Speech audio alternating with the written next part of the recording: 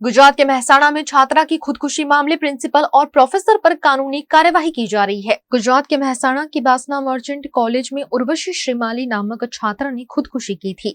College प्रबंधन के मानसिक टॉर्चर की वजह से छात्रा द्वारा की गई खुदकुशी मामले प्रिंसिपल समेत 4 प्रोफेसर को गिरफ्तार किया गया है और उन्हें कोर्ट में पेश किया गया।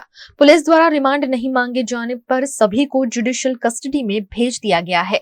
बासना कॉलेजની અંદર જે વિદ્યાર્થીની આત્મહત્યા કરી એ વિદ્યાર્થીના પિતા મહેસાણા ખાતે વકીલાત કરતા હતા અને હાલમાં તેઓ પાટણનું કામ વકીલાત કરે છે અને એક એડવોકેટની દીકરી એ તમામ વકીલોની દીકરી સમાન હતી અને એને જ્યારે આવું આત્મહત્યાનું કૃત્ય કર્યું એ કૃત્યને અમે સખત કાઢ્યું અને સમગ્ર બાર એસોસિએશન દ્વારા એવો વિનંતીપત્ર મૂકવામાં આવ્યો કે ભાઈ કોઈ પણ એડવોકેટે આ કેસની અંદર રોકાવું નહીં, કારણ કે મરણ જનાર જે દીકરી હતી એક એડવોકેટની દીકરી હતી, માટે આપણે સૌની ફરજ છે કે એડવોકેટની દીકરીના વૃદ્ધની અંદર આપણે વકીલાત નહીં.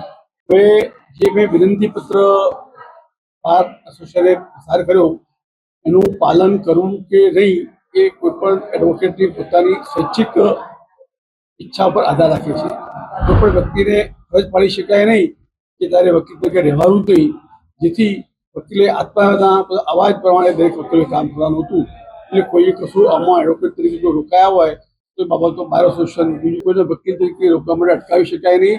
એટલા માટે કાયદાની પરિસ્થિતિનો અભ્યાસ કર્યા પછી અમે એવો ઠરાવ નથી કર્યો, પરંતુ માત્ર વિનંતીપત્ર કર્યો છે અને વિનંતી કરીને એડવોકેટને જાણ કરી છે કે મહેરબાની કરીને એડવોકેટની દીકરી જ્યારે મૃત્યુ પામી છે, આત્મહત્યા કરી છે, ત્યારે વકીલ તરીકે રોકાવું નહીં.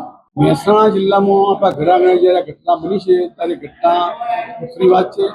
જ્યારે કોઈ છોકરી અભ્યાસ કરતી હોય અને એને આવી આત્મહત્યા કરવી પડી હોય તો એની પાછળના કેટલાક કારણો હોય, તે કારણો કદાચ પોલીસની તપાસમાં ખુલવા પામશે અને હું માનું ત્યાં સુધી એના પિતાએ જે ફરિયાદ કરી છે એ ફરિયાદમાં પણ તે સંબંધે આક્ષેપો કરેલા છે.